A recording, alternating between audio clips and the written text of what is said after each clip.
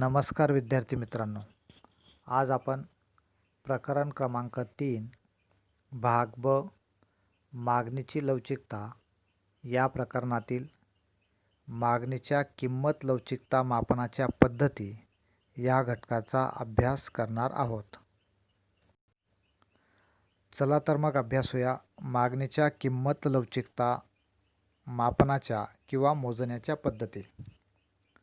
यातील पहिली पद्धत आहे गुणोत्तर पद्धती.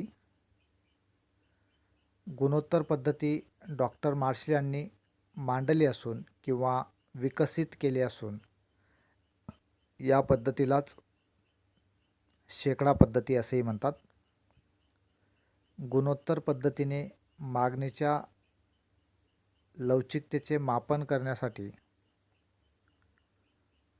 मागणीतील शेकडा बदलाला किमतीतील शेकडा बदलाने भाग देऊन किंवा भागाकार करून मागणीची लवचिकता मोजली जाते.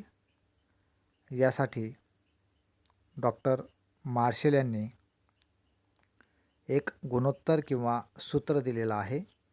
ते पुढील प्रमाणे: मागणीची लवचिकता बरोबर मागणीतील शेकडा बदल भागिले किमतीतील शेकडा बदल. हेच सूत्र गणितीय रूपातही मांडलेलं आहे.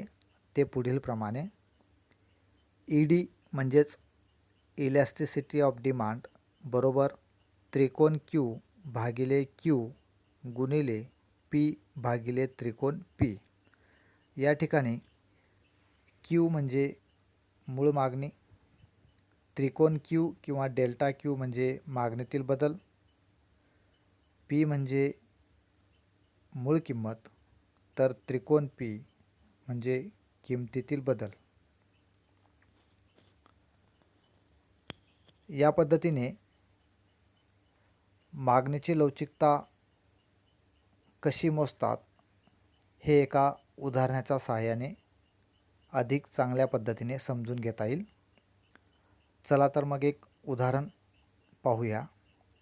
उदाहरण आहे, समजा वस्तूची किंमत 20 रुपये प्रति किलो असताना 10 किलोंची मागणी केली जाते, तर वस्तूची किंमत 25 रुपये झाली असता 9 किलोंची मागणी केली जाते, तर मागणीची लवचिकता किती?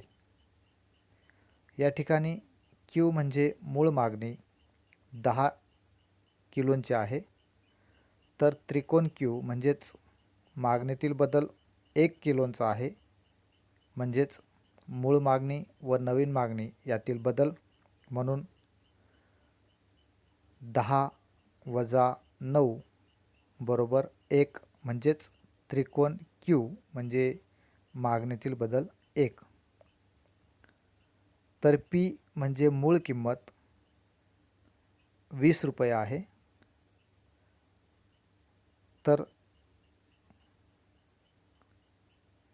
त्रिकोण पी म्हणजे किमतीतील बदल 5 रुपये इतका आहे, म्हणजेच मूळ किंमत व नवीन किंमत यातील बदल, म्हणून 20 वजा 25 बरोबर 5, म्हणजेच त्रिकोण पी किमतीतील बदल 5 इतका आहे. या ठिकाणी ऋण या चिन्हाकडे दुर्लक्ष करायचं आहे. आपलं सूत्र आहे मागणीची लवचिकता बरोबर मागणीतील शेकडा बदल भागिले किमतीतील शेकडा बदल, किंवा ईडी बरोबर त्रिकोण क्यू भागिले क्यू गुणिले पी भागिले त्रिकोण पी. चला तर मग सूत्रात किमती टाकूया. ईडी म्हणजेच मागणीची लवचिकता बरोबर त्रिकोण क्यू म्हणजे मागणीतील बदल आहे 1 भागिले मूळ मागणी 10 गुणिले मूळ किंमत 20 भागिले किमतीतील बदल 5. वरील दोन्ही संख्यांचा गुणाकार होईल. 1 गुणिले 20 बरोबर 20 भागिले 10 गुणिले 5. खालच्या संख्यांचा गुणाकार 50 म्हणजेच 20 भागिले 50. दोन्ही संख्यांचा शून्य उडविला तर संख्या उरतील 2 भागिले 5. 5ने 2ला भाग जात नाही म्हणून 2वर शून्य घेतला, संख्या झाली 20. शून्य घेतला म्हणून पॉईंट द्यावा लागेल. पॉईंटच्या अगोदरची संख्या ही शून्यच असेल. आता संख्या आहे 20 भागिले 5. 5 एक 5, 5 चोक 20 म्हणजेच उत्तर आलं 0.4. म्हणजेच मागणीची लवचिकता एकापेक्षा कमी आहे. याचाच अर्थ मागणी कमी लवचिक आहे. अशा पद्धतीने डॉक्टर मार्शल यांनी गुणोत्तर किंवा शेकडा पद्धती स्पष्ट केलेली आहे. मागणीच्या लवचिकता मापनाची दुसरी पद्धती आहे एकूण खर्च पद्धत. एकूण खर्च पद्धत डॉक्टर मार्शल यांनी विकसित केली असून डॉक्टर मार्शल यांच्या मते एखाद्या वस्तूच्या किमतीत बदल झाल्यामुळे उपभोक्त्याच्या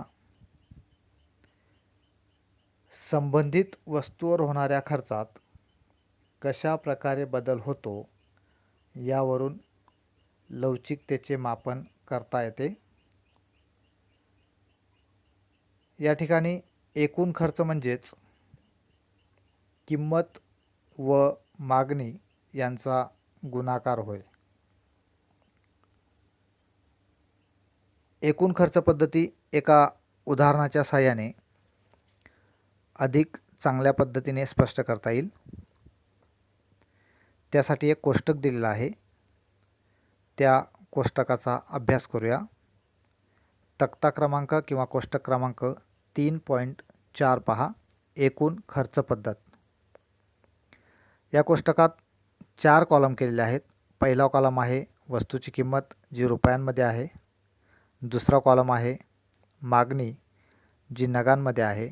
तिसरा कॉलम आहे एकूण खर्च जो रुपयांमध्ये आहे आणि चौथा मागणीची लवचिकता.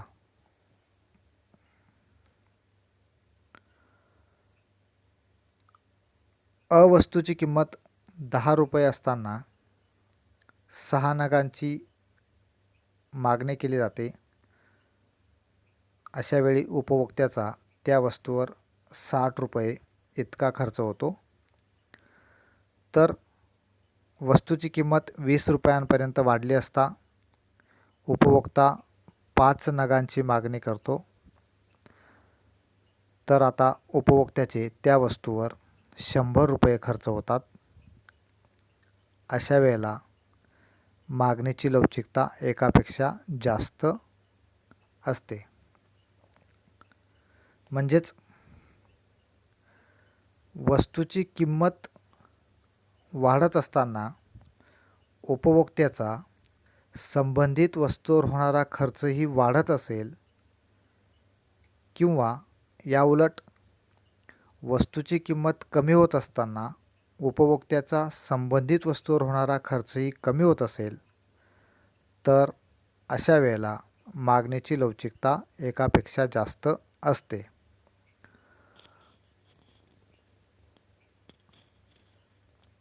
उदाहरणार्थ बघा.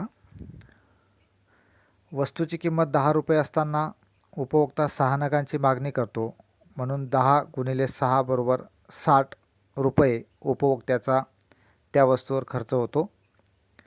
तर वस्तूची किंमत 10 रुपयांवरून 20 रुपयांपर्यंत वाढली असता उपभोक्ता 5 नगांची मागणी करतो. तर आता उपभोक्त्याचा त्या वस्तूवर 100 रुपये खर्च होतो. म्हणजे वस्तूची किंमत वाढली असता उपभोक्त्याचा त्या वस्तूवर होणारा खर्चही वाढतो. किंवा याउलट वस्तूची किंमत 20 रुपयांवरून 10 रुपयांपर्यंत कमी झाली असता उपभोक्त्याचा त्या वस्तूवर होणारा खर्चही 100 रुपयांवरून 60 रुपयांपर्यंत कमी होतो. अशा वेळेला मागणीची लवचिकता एकापेक्षा जास्त असते. विद्यार्थी मित्रांनो, या ठिकाणी एकच वाक्य लक्षात ठेवायचं आहे. वस्तूची किंमत वाढत असताना उपभोक्त्याचा त्या वस्तूवर होणारा खर्चही वाढत असेल किंवा याउलट वस्तूची किंमत कमी होत असताना उपभोक्त्याचा संबंधित वस्तूवर होणारा खर्चही कमी होत असेल तर मागणीची लवचिकता एकापेक्षा जास्त असते. आता उदाहरण आ बघा. वस्तूची किंमत 30 रुपये असताना उपभोक्ता 4 नगांची मागणी करतो, तर अशा वेळी उपभोक्त्याचे त्या वस्तूवर 120 रुपये खर्च होतात. वस्तूची किंमत 40 रुपयांपर्यंत वाढली असता उपभोक्ता आपली मागणी कमी करतो, म्हणजेच 3 नगांची मागणी करतो, तरीही उपभोक्त्याचे त्या वस्तूवर 120 रुपये खर्च होतात. अशा वेळेला मागणीची लवचिकता 1 किंवा एकक लवचिक मागणी असते. म्हणजेच वस्तूची किंमत वाढली किंवा कमी झाली तरीही उपभोक्त्याचा संबंधित वस्तूवर होणाऱ्या खर्चात कोणत्याही प्रकारचा बदल होत नाही किंवा संबंधित वस्तूवर होणारा खर्च स्थिर किंवा कायम असतो. अशा वेळेला मागणीची लवचिकता 1 असते. यालाच एकक लवचिक मागणी असे म्हणतात. कोष्टकात पहा. वस्तूची किंमत 30 रुपये असताना उपभोक्ता 4 नगांची मागणी करतो. अशा वेळी उपभोक्त्याचे 120 रुपये त्या वस्तूवर खर्च होतात. वस्तूची किंमत 40 रुपयांपर्यंत वाढली असता उपभोक्ता 3 नगांची मागणी करतो, तरीही उपभोक्त्याचे त्या वस्तूवर 120 रुपये खर्च होतात. म्हणजेच वस्तूची किंमत वाढली किंवा कमी झाली तरीही उपभोक्त्याचा त्या वस्तूवर होणारा खर्च स्थिर किंवा कायम असतो किंवा त्या वस्तूवर होणाऱ्या खर्चात कोणत्याही प्रकारचा बदल होत नाही. अशा वेळेला मागणीची लवचिकता 1 असते. यालाच एकक लवचिक मागणी असे म्हणतात. आता कोष्टकातील ई बघा. वस्तूची किंमत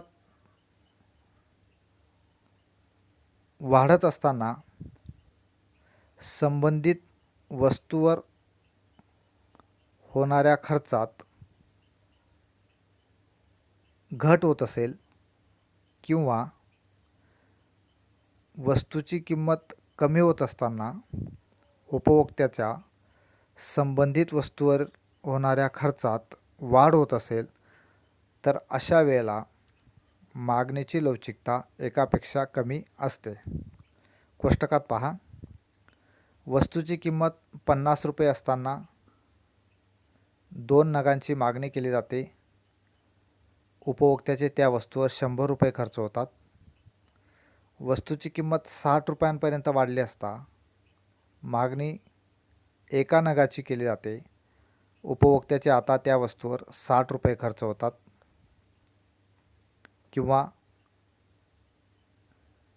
वस्तूची किंमत 60 रुपयांवरून 50 रुपयांपर्यंत कमी झाली असता उपभोक्त्याचा त्या वस्तूवरील खर्चात 60 रुपयांवरून 100 रुपयांपर्यंत वाढ होते. अशा वेळेला मागणीची लवचिकता एकापेक्षा कमी असते. म्हणजेच वस्तूची किंमत वाढत असताना उपभोक्त्याच्या संबंधित वस्तूवर होणाऱ्या खर्चात घट होत असेल किंवा वस्तूची किंमत कमी होत असताना उपभोक्त्याच्या संबंधित वस्तूवर होणाऱ्या खर्चात वाढ होत असेल तर अशा वेळेला मागणीची लवचिकता एकापेक्षा कमी असते. अशा पद्धतीने डॉक्टर मार्शल यांनी मागणीच्या लवचिकता मापनाची दुसरी पद्धती म्हणजेच एकूण खर्च पद्धती स्पष्ट केलेली आहे.